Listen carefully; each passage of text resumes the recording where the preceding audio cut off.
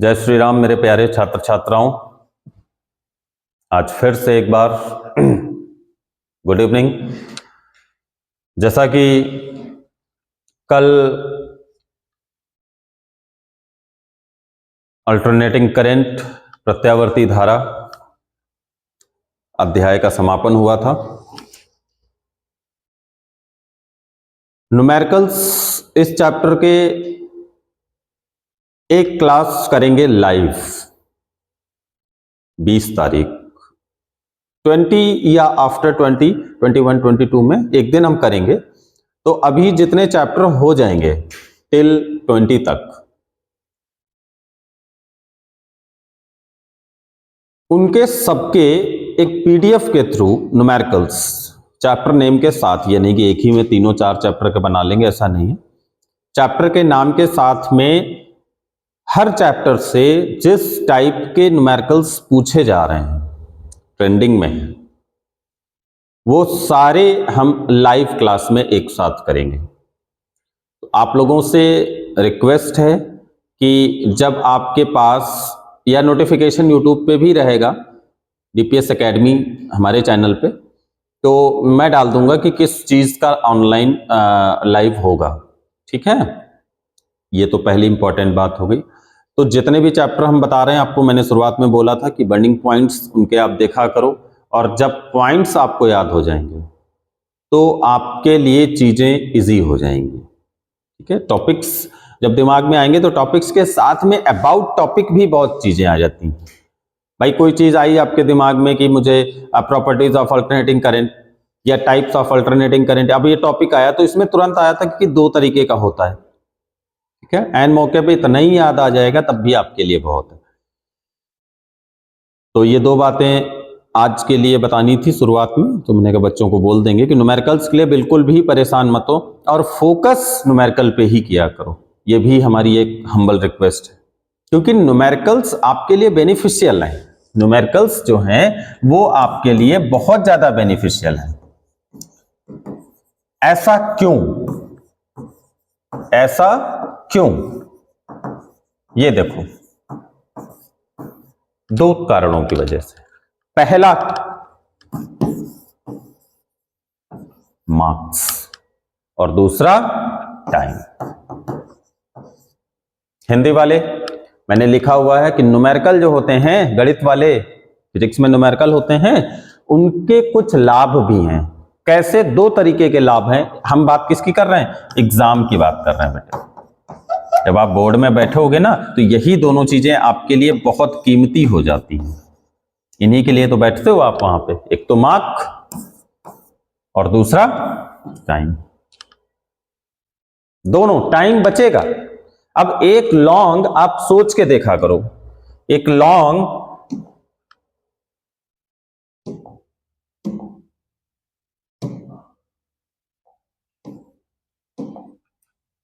आ गया थ्योरी वाला। अब वो लॉन्ग करने में आपको लगेगा 15 से 20 मिनट। 150 वर्ड से नीचे आंसर दोगे नहीं लॉन्ग का। अब 150 शब्द लिखने में कितना टाइम लगने वाला है? हम कह रहे हैं चलो बहुत बढ़िया लिखोगे तब भी 20 मिनट तो लगी जाने। सोचना भी है, लिखना भी है, प्रैक्टिस भी नहीं। अब बच्चे तो इतने ओवर एडवांस हो गए हैं, प्रैक्टिस भी नहीं करते। उससे बढ़िया क्या है? न्यूमेरिकल्स सबसे बढ़िया। उठाया, सीधे फार्मूला अगर पता है, ट्रिक पता है, तुरंत फार्मूला लिखा, गिवन लिखा, और उसके बाद में वैल्यू पुटअप करी और सीधे आंसर दिया। यानी कि 20 मिनट का काम अगर आपको विद इन 5 मिनट करना है तो आपके लिए बेनिफिशियल है, ठीक है। इसीलिए हम इसको इंपॉर्टेंस बिल्कुल देंगे, बिल्कुल इंपॉर्टेंस इसको हम देने वाले हैं।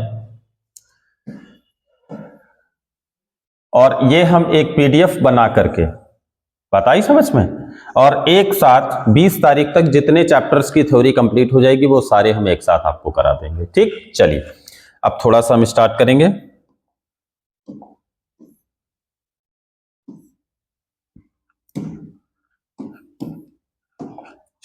आज हमारा जो नया अध्याय है, नया चैप्टर स्टार्ट होगा, उसका नाम है इलेक्ट्रोमैग्नेटिक वेव्स।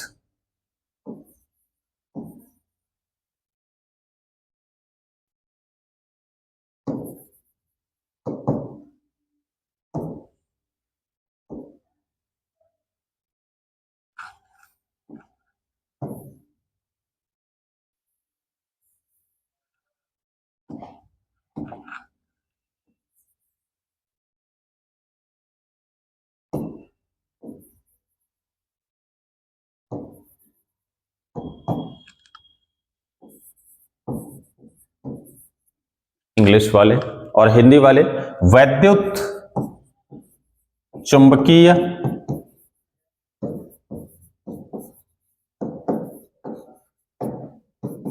तरंगे।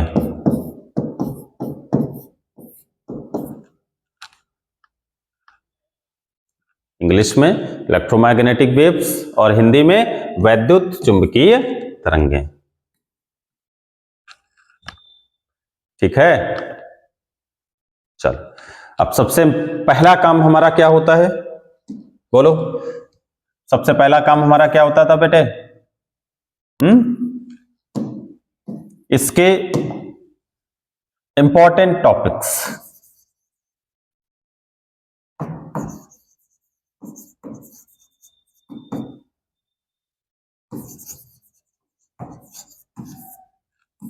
अब ये चैप्टर जब दिमाग में आएगा तो इसमें क्या क्या इंपॉर्टेंट है वो हमारे दिमाग में आना चाहिए तुरंत। यही इसी का तो नाम रिवीजन है, इसी का नाम रिवीजन है। क्या आना चाहिए? सबसे पहला व्हाट। व्हाट मतलब ब्रैकेट में लिख दें, इलेक्ट्रोमैग्नेटिक वेव्स। हिंदी में क्या, कौन सी चीजें क्या हैं? इलेक्ट्रोमैग्नेटिक वेव्स या वैद्युत चुंबकीय तरंगे क्या है। उसके बाद में इसकी प्रॉपर्टीज, ध्यान कर लेना, इसकी प्रॉपर्टीज।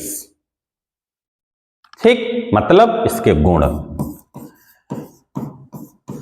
भाई कुछ गुण ही होंगे तभी तो हम पढ़ रहे हैं, कुछ अच्छाइयां होंगी इसकी तभी तो हम पढ़ रहे हैं। ठीक है, तीसरे नंबर पे आता है स्पेक्ट्रम।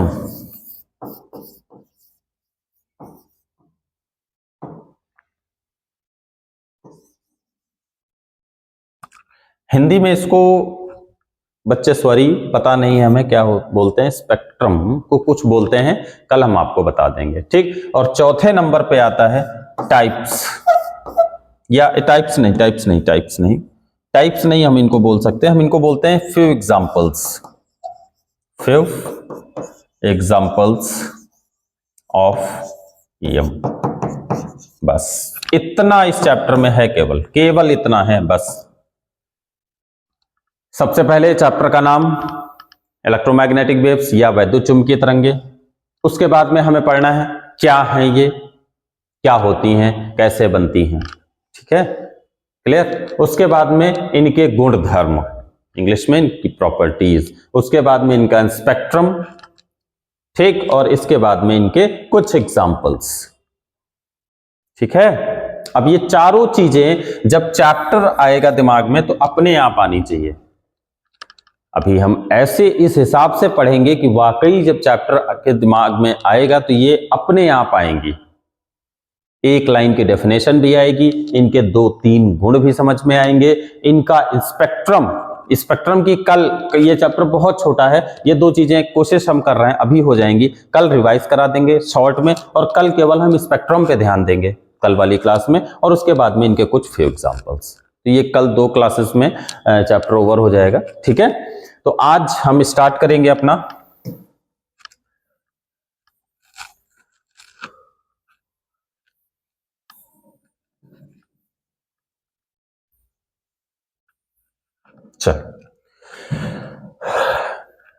सबसे पहले हम बोला मैंने क्या पढ़ना है हमें बेटे, इलेक्ट्रोमैग्नेटिक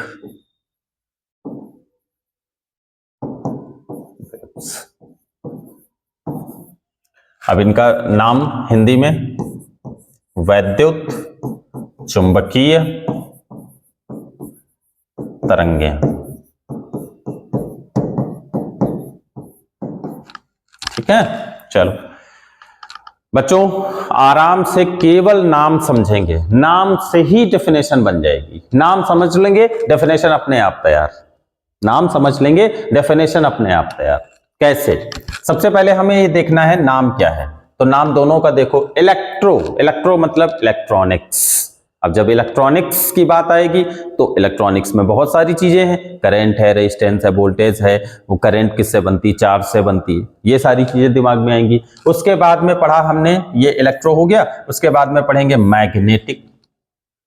अब ये इलेक्ट्रो मैग्नेटिक समझ गए, मैग्नेट से मैग्नेटिज्म, मैग्नेटिक, ठीक। और वेव्स, तो वेव्स मतलब क्या है, मतलब यह है कि किसी भी मैग्नेटिक फील्ड के अंदर अगर कोई इलेक्ट्रॉनिक चीज, अब इलेक्ट्रॉनिक चीज तो कोई हो नहीं सकती, तो इलेक्ट्रॉनिक में हमने क्या बताया आपको, यहां पे ना वोल्टेज की बात है ना रेजिस्टेंस की बात है, यहां पे एक चार्ज की बात होती है। किस चीज की, आवेश की। यानी कि अगर मैग्नेटिक फील्ड के अंदर इलेक्ट्रिक फील्ड उसको डिस्टर्ब करेगी तो यहां कुछ बनेगा, जनरेट होगा, उत्पन्न होगा, जिसको हम लोग बोलते हैं इलेक्ट्रोमैग्नेटिक वेव्स। बात आ गई समझ में। मैग्नेटिक में इलेक्ट्रिक फील्ड, या तो मैग्नेटिक में इलेक्ट्रिक बोल लो या मैग्नेटिक फील्ड में इलेक्ट्रिक फील्ड बोल लो, जब डिस्टरबेंस क्रिएट करेगी तो एक वो डिस्टरबेंस कुछ बनाता है वेव टाइप का, जिसको हम लोग बोलते हैं इलेक्ट्रोमैग्नेटिक वेव। हिंदी वाले, चुंबकीय क्षेत्र में वैद्युत क्षेत्र जब कोई डिस्टरबेंस पैदा करेगा तो क्या बनेगा, कुछ तरंगे अलग टाइप की बनेंगी, इन्हीं को हम बोलते हैं वैद्युत चुंबकीय तरंगे। बोलो, नाम से परिभाषा निकली, नाम से डेफिनेशन मिली, ठीक है, आगे बढ़े। अब कुछ थोड़ा सा डिफरेंट है, क्या डिफरेंट समझ में नहीं आ रहा है, समझ में क्यों नहीं आ रहा है, समझ में ऐसे नहीं आएगा, समझ में आएगा कब, जब आप थोड़ा सा अपना नॉलेज ब्रॉड करोगे, अपने ज्ञान को थोड़ा सा बढ़ाओगे। और वो बढ़ेगा कैसे, जब उसके लिए पढ़ोगे, ठीक है। बिना पढ़े तो नहीं हो सकता, बिना पढ़े ज्ञान हो सकता है क्या, नहीं हो सकता ना। पढ़ाई करके ज्ञान आप जब बढ़ा लेंगे तो जब ज्ञान बढ़ जाएगा तो कुछ एक चीज और आएगी आपके दिमाग में कि सर मैग्नेटिक फील्ड में इलेक्ट्रिक फील्ड। अच्छा एक बात बताओ, छोटी सी हमें बताओ, जैसे हम लोग मूवीज वगैरह देखते हैं ना, तो मूवीज में हम लोग क्या बोलते हैं, हीरो लोग या विलेन लोग क्या बोलते हैं, ये हमारा इलाका है, या एक कहावत कही जाती है कि इलाका तो कुत्तों का होता है।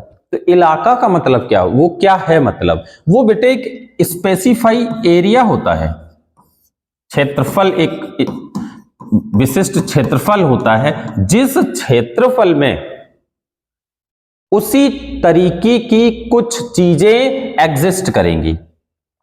जैसे मैग्नेटिक फील्ड है, यानी कि चुंबक के द्वारा बनाई हुई कोई क्षेत्र है, तो उसमें क्या होगा बेटे, चुंबकीय गुण होंगे। बोलो, होंगे कि नहीं होंगे। और जब चुंबकीय गुण होंगे तो अब एक बात बताओ, उसके अंदर चुंबक आएगा तो वो चुंबक है या मैग्नेट से चीजें जो लगने वाली हैं वो आएंगी, तो उनके अलग अलग प्रॉपर्टीज हैं जो कि आपने पढ़ी होंगी, डाया, पैरा और फेरो प्रॉपर्टीज मैग्नेटिज्म की पढ़ी है ना। अभी हिंदी में शायद, सॉरी मैं फिर से नहीं पता, डाया, पैरा, फेरो, डाया मैग्नेटिक, पैरा मैग्नेटिक और फेरो मैग्नेटिक होती, तीन प्रॉपर्टी होती। अब उन तीनों के तहत मैग्नेटिक फील्ड अपना काम करती है। लेकिन जब उस मैग्नेटिक फील्ड में, अभी मैंने क्या बोला, लोहा डालोगे तो मैग्नेट क्या करता है, अपनी तरफ खींचता है कि नहीं खींचता है, खींचता है ना। लकड़ी डालोगे नहीं खींचेगा, बोलो जल्दी से। तो एक बात हमें ये बताओ, जब लोहा डाला अपनी तरफ खींचा, इसका मतलब वो अपने गुणधर्म दिखा रही है। तो एक बात बताओ, अगर मैग्नेटिक में फील्ड है और इसमें हम कोई चार्ज छोड़ दें, तो चार्ज छोड़ दे तो चार्ज की अपनी प्रॉपर्टी है, चार्ज की अपनी प्रॉपर्टी है, चार्ज अपना काम करेगा उसी फील्ड में, मैग्नेटिक फील्ड अपना काम करेगी। बोलो, मैग्नेटिक अपना काम कर रही है, चार्ज अपना काम कर रहा है। तो अभी मैंने क्या बोला, जब दोनों दो अलग अलग तरीके के लोग एक जगह रहेंगे तो क्या होगा, डिस्टरबेंस पैदा होगा। ये कहते हैं ना, जैसे अलग अलग मेंटेलिटी के दो व्यक्ति, एक बहुत बुरा सोचता हो उसको पास में बिठा दो, एक बहुत अच्छा सोचता हो पास में बिठा दो, तो क्या होगा, एक ही उसमें से रहेगा, चाहे बुरा वाला रहे चाहे अच्छा वाला रहे, दोनों एग्जिस्ट नहीं कर सकते। तो वही चीज है कि एक फील्ड में जब, और दो प्रॉपर्टीज है ना, मैग्नेटिक की अपनी प्रॉपर्टी भी मैंने एग्जांपल में आपको बताया कि अगर आप चुंबक के पास लोहा ले जाओगे तो वो अपनी तरफ खींच लेगा। तो अगर एक बात बताओ, इसके पास आप चार्ज को ले जाओगे तो चार्ज की भी अपनी प्रॉपर्टी है, ये अपना काम करेगा। जब ये अपना काम करेगा तो फिर क्या होने वाला है, डिस्प्यूट होने वाला है, वहां से एक डिस्टरबेंस पैदा हो जाएगा और उसी डिस्टरबेंस को हम लोग वैद्युत चुंबकीय नाम देते हैं। ठीक है, क्लियर। कल हमें कमेंट करेगा अगर कोई बच्चा, तो हम आपको एक एग्जांपल लाइव इसी डिजिटल बोर्ड पे करके बताएंगे, दिखाएंगे। एक एग्जांपल पड़ा हुआ है कि कैसे ये डिस्टरबेंस क्रिएट होता है जब एक मैग्नेटिक फील्ड में कोई इलेक्ट्रिक चीज आती जाती है तो क्या होता है। ठीक है, चलो आगे बढ़े। इसके बाद में हमारा नेक्स्ट है, कल भी ये टॉपिक बच्चे एक रिवीजन फॉर्म में, आज हम जैसे इतना टाइम दे रहे हैं ना इनको एक्सप्लेन करने में, कल रिवीजन फॉर्म में हम केवल इनकी बात करेंगे। ठीक है, कल भी करेंगे, इससे क्या होगा, दो बार रिवीजन हो जाएगा। अब इसके बाद हमारा जो टॉपिक है वो है